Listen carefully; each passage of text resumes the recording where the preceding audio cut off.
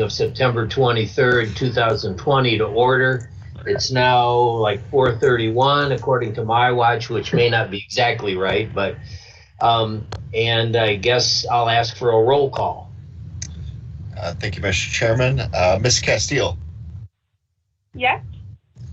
Mr. Jackson. Here. Mr. McGorry. Here. Mr. Miller is excused. Commissioner Meinzer. Mr. Whalen. Here. And Mr. Zuloff. Here. Do we need a motion asking to excuse Mr. Miller and maybe Commissioner Meinzer? We never do that. Okay. All right, then I guess we don't need that.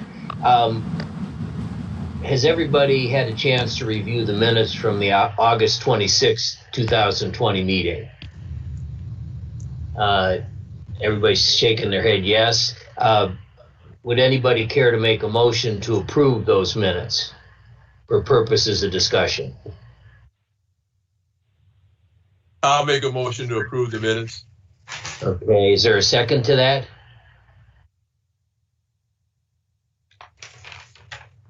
I'll go ahead and second. I guess I can second it. Any discussion on the motion to approve? Any changes or corrections? Hearing none, all in favor of approving those minutes, say aye. Aye. Aye. Is that going to be sufficient? Just all ayes? Any nays? Okay. We don't have to call the roll on that, I guess.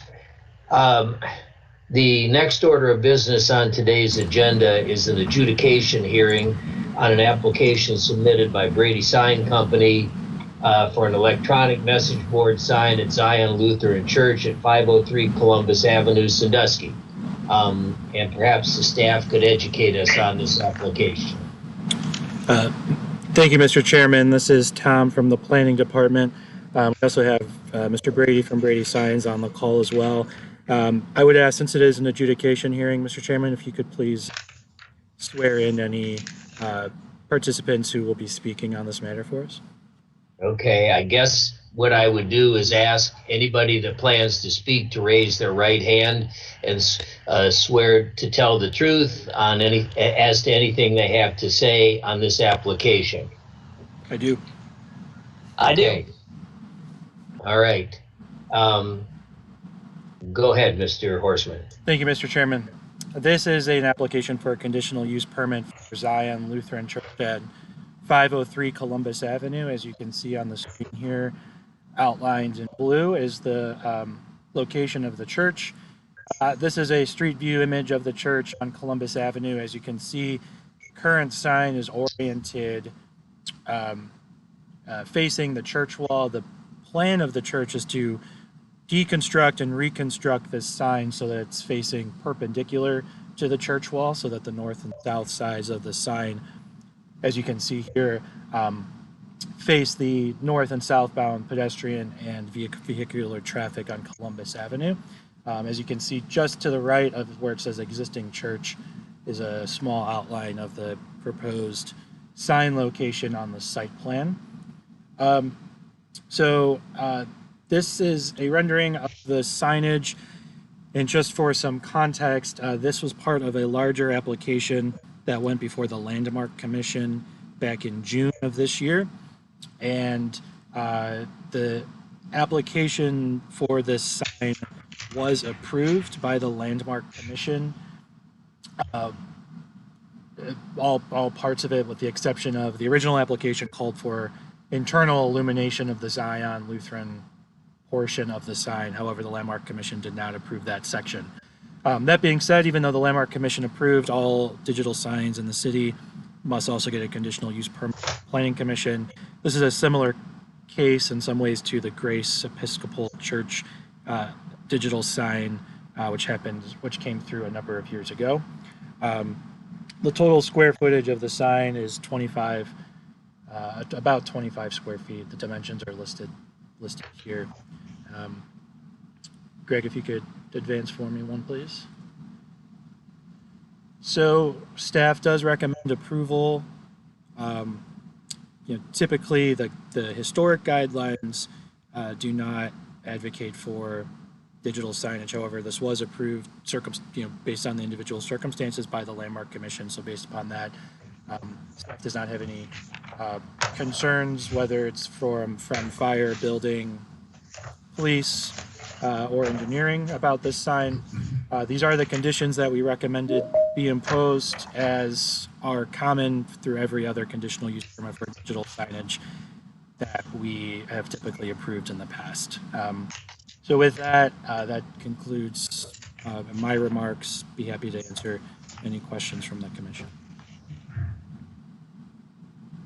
Any questions for staff from the commission?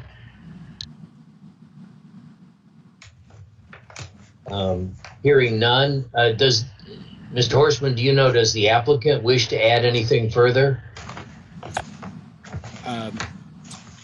I believe Mr. Brady's on the call, so if he has anything additional he'd like to say, I believe he would have. Sure. Yeah, I'll keep it brief. A lot like the Erie County Children's Services digital sign that I think we spoke about maybe last month.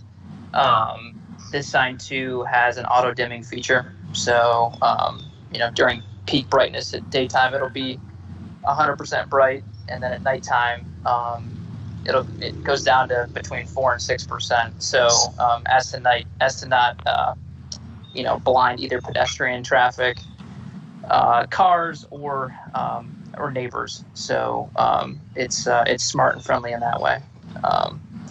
Other than that, that's really all I have. I'm certainly open to answer any questions or take feedback from the group. Any questions for applicant? Would anybody care to make a motion on this application? Mr. Chairman, Yeah, Mr. Zuloff. I would move that the application be approved subject to the conditions recommended in the staff report. Okay, is there a second to that motion? Mr. Chairman, I'll second it. Jim Jackson. Mr. Jackson seconded. Motion, it's been moved and seconded. I guess we'll call the roll on the application for a vote. Sorry about that. Yep. That's okay. Ms. Castile. Yes. Mr. Jackson. Yes. Mr. McGorry. Yes. Mr. Whalen. Yes. Mr. Zuloff. Yes. Okay, it's unanimous. The application has been approved. And the next order of business then is an application filed by Mr. John Fike on behalf of either Reisig or Reisig, I'm not sure how to pronounce that, Investments 2 LLC. It's a site plan application for a new building at 2620 West Monroe Street. I would ask staff to educate the commission a little bit on this application. Yes, thank you. This is, as you mentioned, at 2620 West Monroe Street. The site is Ohio Tire Terminal. If you've been over there recently, runs along Mills Creek and is along the railroad tracks as well. So it's a unique site. The applicant has applied for site plan approval to add one office storage building at 2620 West Monroe Street. The property is currently zoned general manufacturing, and the existing use will be maintained and expanded. The property is surrounded by other general manufacturing zone parcels and uses. The applicant is proposing to utilize the indoor parking of the new building for 6 additional parking spaces. The section 1149 of the code would require 6 new spaces for this proposed use. So the applicant and staff believes the indoor parking spaces provided will be more than enough to serve the proposed use, as this is not a retail establishment and not frequented by customers. Knowing that there is a potential for future building, staff would recommend we waive the parking requirements for a period of time, knowing that will likely be paved when the second building is completed. and the applicant is not proposing to add any new site illumination other than some wall-mounted lights on the building. The applicant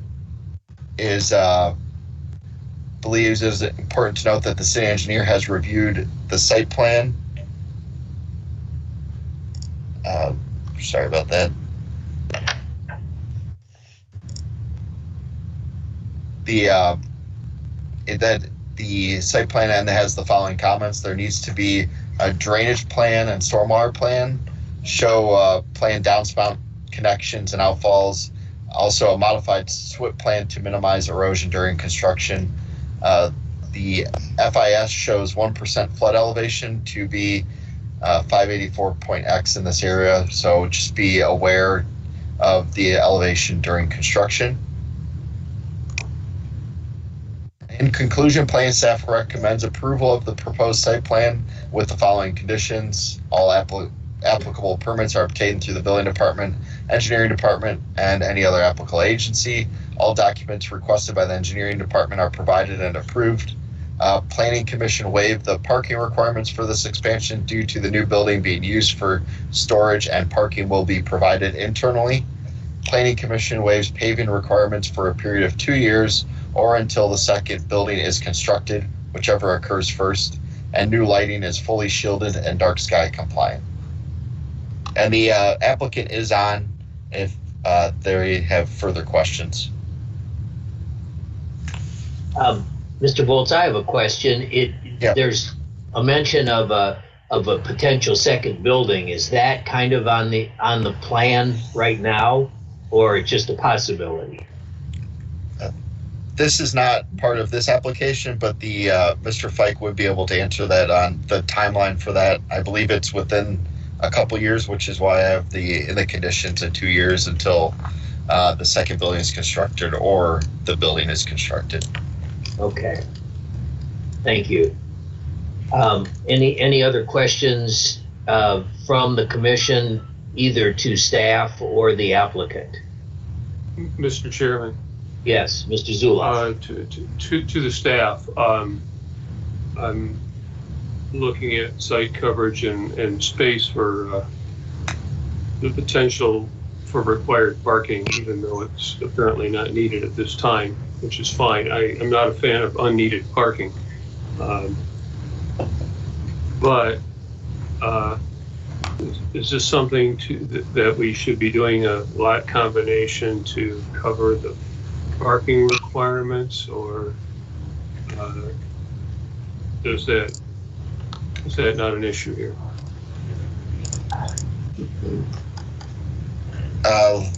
It looks like we're looking at two different parcels. I'm not real clear on that. Sorry, I'm just pulling up the auditor site real quick. To tell you, So, yeah. I don't really care, other than worried about should parcels be sold later, you could wind up with an awkward piece of property without sufficient space. It looked like maybe I saw an indication that maybe John had a response to that, but Yeah, through you, Mr. Chairman, to Mr. Zuloff, I think Mr. Fike can answer the question better, but it was their intention to keep them separated just for the reason you mentioned, but he could answer that more clearly.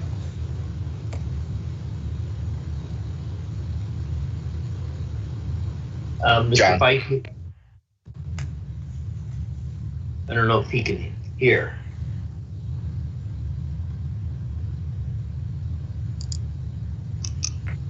John, can you hear anything?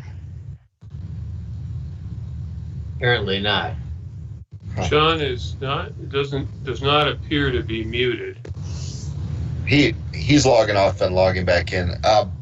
While we wait for him, though, they did mention that issue, and they do not want to combine the parcels, but they do think they have adequate space on those two properties, on the separate property, when or if parking becomes necessary to provide it there. My question to the staff is, does the staff think they have adequate parking per the code? It would seem Okay, here's the complicating factor is that we have water on this property. So, it's been argued in the past that, yeah, I've got enough space because they want to count the entire meets and bounds parcel. But when you're talking about lot coverage and parking requirements, obviously you can't park on water. So you really need to consider the upland dry land when you consider percent required, space required for parking and for lot coverage. So that's what I'm probing the staff about is are we, not that I want to be persnickety about it, I just want to know, what we're looking at here. Yeah, through you, Mr. Chairman, to Mr. Zuloff, I do believe we are comfortable with that. One reason for that is the access easement that they are being granted, or that they have worked out. So they are doing an access agreement on the drive, so you don't have. They'll be able to use that to get to the new parking if it is needed in the future. John Plank is now joining. So did staff get a or an explanation for the reason that no that no lot combination was desired? I mean, it's common to require it as a condition. Is there a reason? If staff told me there's enough room to fulfill the lot coverage requirements and the limitations and to meet the lot coverage limitations and the any parking requirements, then I'd be satisfied to not do if it wouldn't be good policy if we didn't do a lot combination. Just because the applicant doesn't want to do it. But if staff is satisfied that we don't need it, then that's great. Fine with it. I know John is back on, but the answer to that is both. We are satisfied that they have enough space if in the future a use comes along that they will need it. Thank you. And John is on to answer the other part of the question is why right now they don't want to do it. Well, if they don't have to, I don't really care, but maybe it'd be interesting to know. Sure. John, can you hear anything on this? I called in on my phone because I couldn't hear or speak before. So I called in, but then I logged back in so at least I can see. We're hearing you now, or at least I am. Okay. Well, I heard up until getting back on, I had nothing. So okay. Well, I'm just talking on my phone. The question was there any consideration for your client to combine the apparent two lots together that your client owns? It doesn't look like there's anything on the one lot right now. All this new building looks to me like it's going to be on the one parcel. That's correct. The new building is completely on the eastern parcel. He needs to keep it separate because the ownership is such that it's the tire business that's on the west parcel. This is going to be his office for that, as well as some storage and maybe also outside storage for other people that may want to rent space into his large building. Okay. Well, we've heard from staff that the staff does not feel there's a need to combine the parcels in any event. So, any further questions on that point? Would anybody care to make a motion on the application?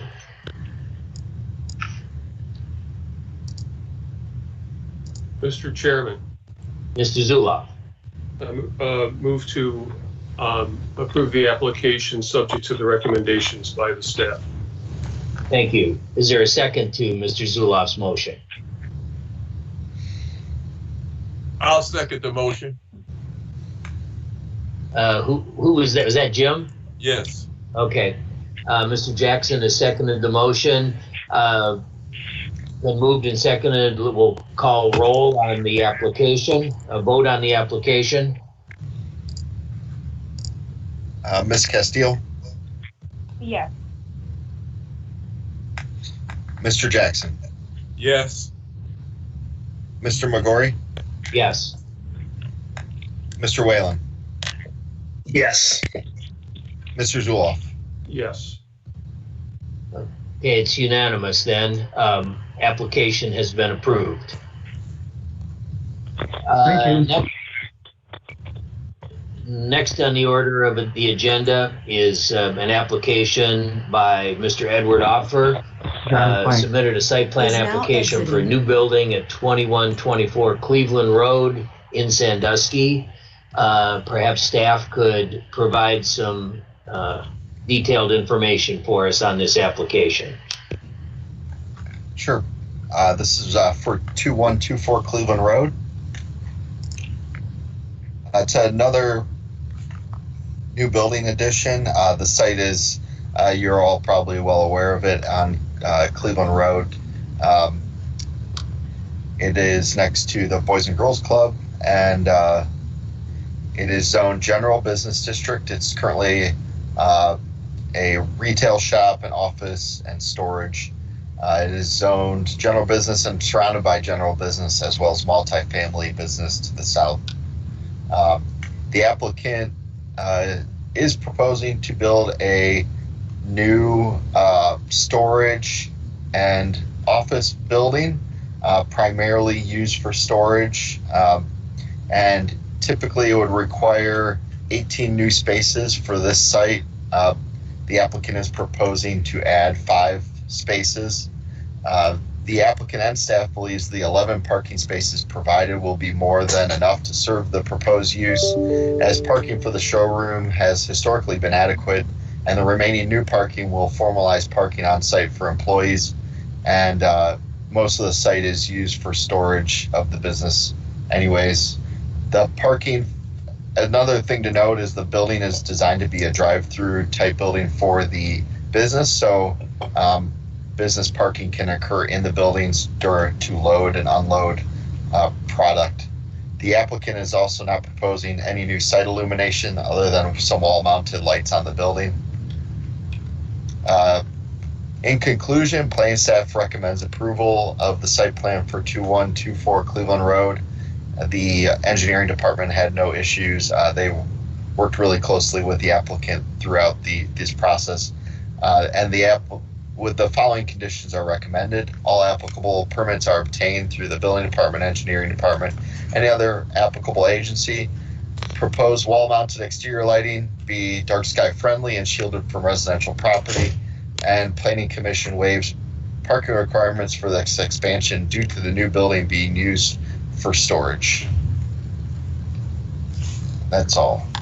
The applicant is also joining us if the commission has questions for them. I guess as chairman, I would ask the applicant if they would like to add anything to begin with to what was been presented already. The one thing I'm Ed up from Action One that's applied for this. I'm working with Coy here on this project. We just feel retail wise we need more space. You haven't seen that yet, but the piers we're going to create of that building is going to be highly visible from Remington, and we're going to kind of make that very appealing on that side, so that it doesn't just look like a storage thing. It almost will look like a residence of some sort. And that's all really got to add. Just something we feel we could grow as a better business with this. It's something we really need to be a better business. So. Thank you, Ed. Does anybody on the commission have a question for the applicant? Hearing none, would anyone care to make a motion on this application?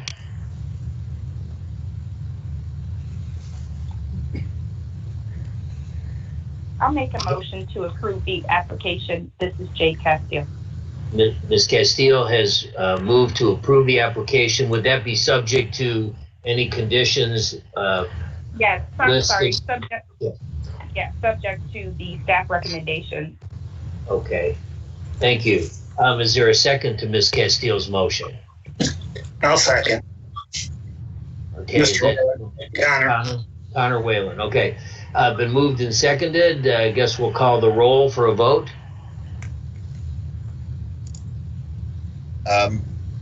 Ms. Castillo, Yes. Mr. Jackson, Yes. Mr. McGorry, Yes. Mr. Whalen, Yes. Mr. Zulhoff. I didn't hear him, but I saw his mouth move yes. Is that correct, Mike? You said yes. Yes. Okay, I heard that. So it's, again, unanimous. The application has been approved. Thank you very much. Thank you. Okay, good luck, Ed. Well, thank you. Appreciate your support. Okay. Next on our agenda for today's meeting is some old business discussion of regarding the zoning near 1st, 2nd, and 3rd Streets between Farwell Street and the Cedar Point dormitories. I'm presuming staff is going to present us with some further information. Thank you, Mr. Chairman.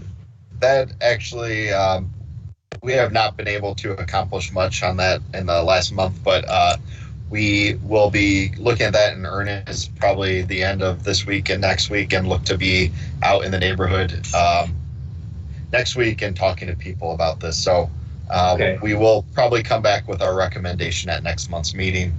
And we do have a couple other applications already for next month's meeting. So Okay. should be an interesting one. Okay. Any comment by the commission on that matter, or just move forward to the next item? Okay.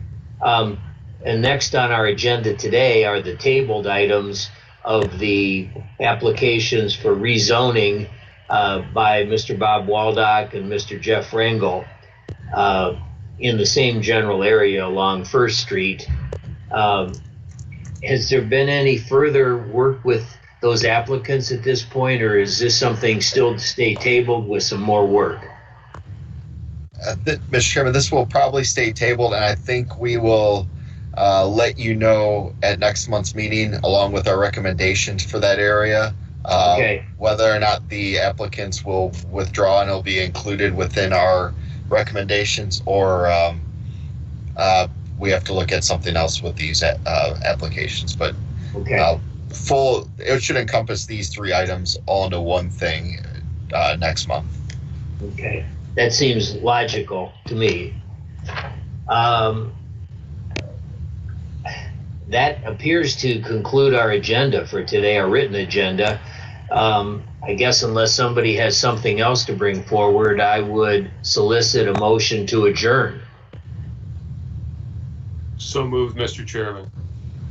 Thank you, I'll Mr. make a Zula. motion for adjournment. Jim? Okay, all in favor? Aye. Aye. Aye. All right. All right, folks. Thank you all. Good seeing you on TV. All right.